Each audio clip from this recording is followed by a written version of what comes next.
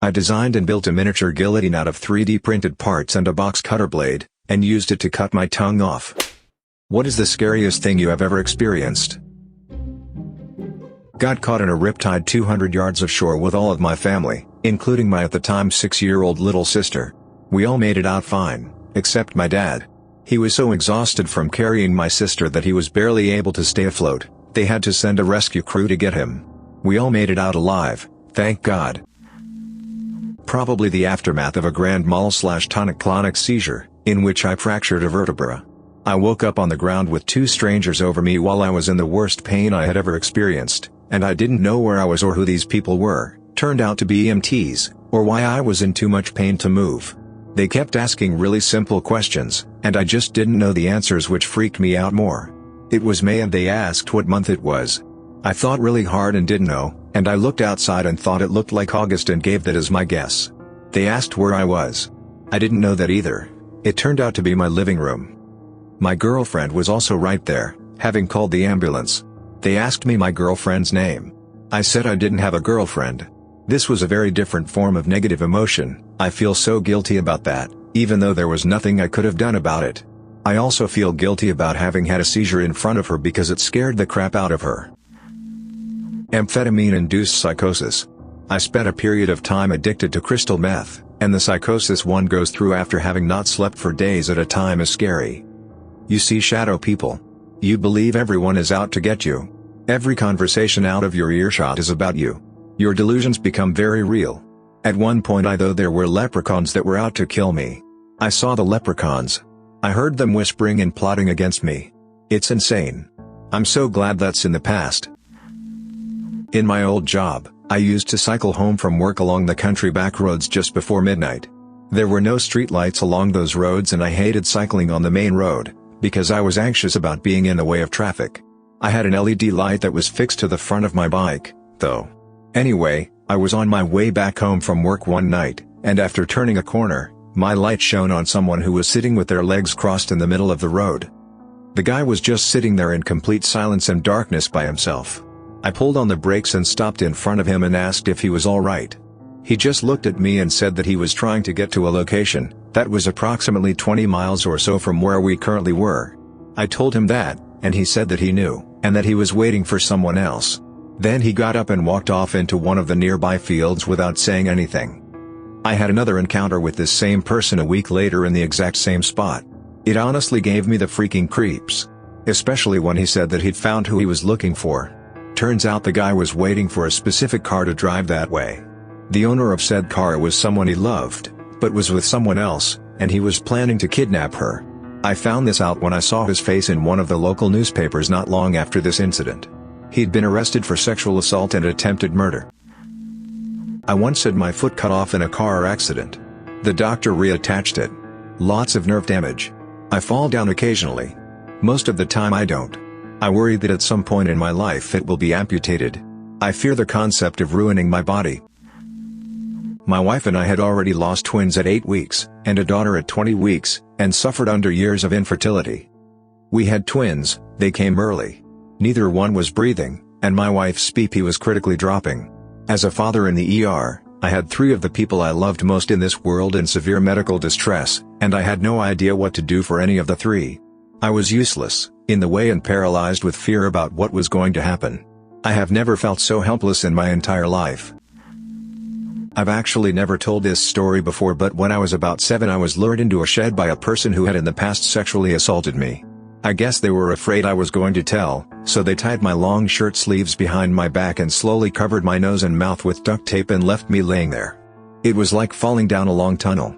I had left my mouth open slightly, so I started pushing with my tongue to break the seal around my mouth as I worked my hands free. I managed to get out and I was so scared, I never told anyone. It's honestly the only time I remember fearing for my life. Hearing a car crash right outside my apartment. Afterwards hearing blood-curdling screams of pain from the guy that was injured. That crap was too real. All the people gathering outside to watch and make sure someone called an ambulance. When I was a kid I woke up in the middle of the morning hearing a loud argument between 2 guys in the street. My windows were turned to where they were, so I opened it just a little, so I could watch what was happening. After all, kids are curious. Right after I open it, I hear my mother coming to get me from behind saying stop watching it. And then as soon as she grabbed me I heard a gunshot, and a scream I'll probably never forget. It was weird. At the time I kinda didn't understand what had just happened, but she was so afraid for me because the guys arguing were literally in front of my house, and she said that in that moment all that she was doing was praying that he wouldn't enter our house after we became witnesses to the crime. When I was in high school about 10 years ago, I was home alone while my mom went to pick up my brother, and before my mom left she told me to bring the dogs in. Now we had 2 beagles, one that was friendly but barked loud, and an older one that we had gotten from the shelter who was extremely protective and was not afraid to show his teeth. I ignored her and left them outside for a bit. I was in the back part of the house and was on the computer when I heard a noise. I walked to our front room and saw a young guy near the front door who knocked. I stood slightly out of sight and saw him walk near our window, and then back to the door and knocked again, but also tried the door. Immediately, my blood went cold and I rushed to the back door and quietly yelled for the dogs to come in. They ran in, and I herded them to the front room, and I heard the mailbox slot open. Right away my older beagle got on the defensive and growled the, "I'm gonna effing bite you," growl while the other one barked.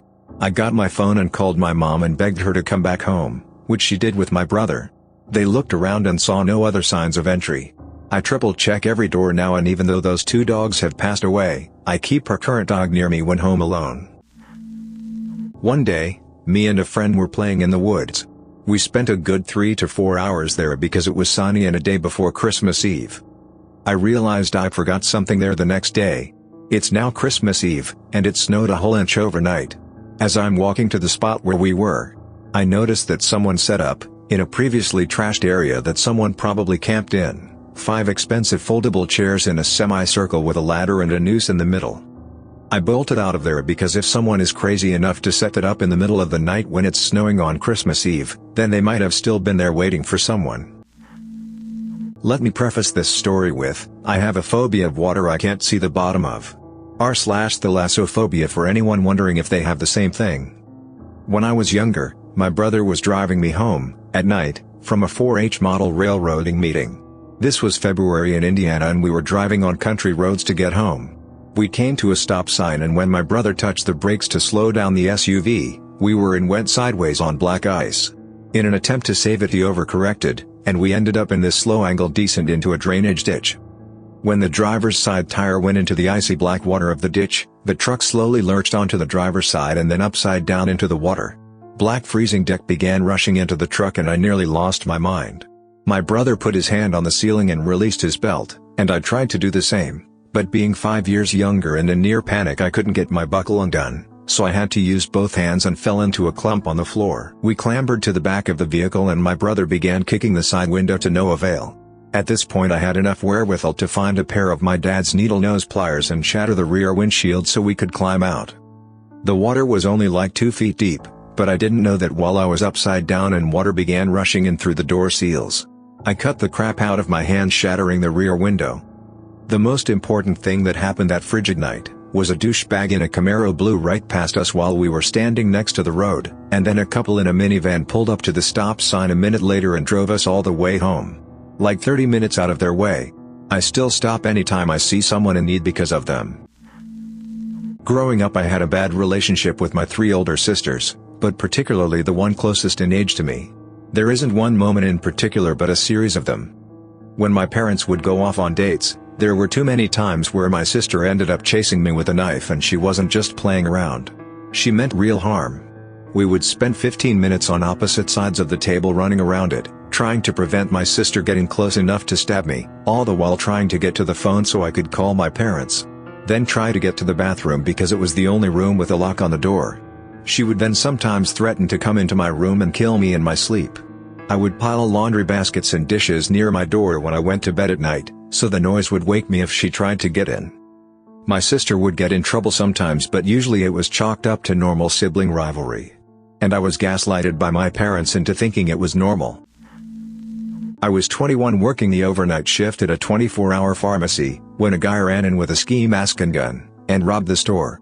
He made me get on the ground and took my coworker to all the registers and empty them into bag, then ran out and jumped into a getaway car and drove off.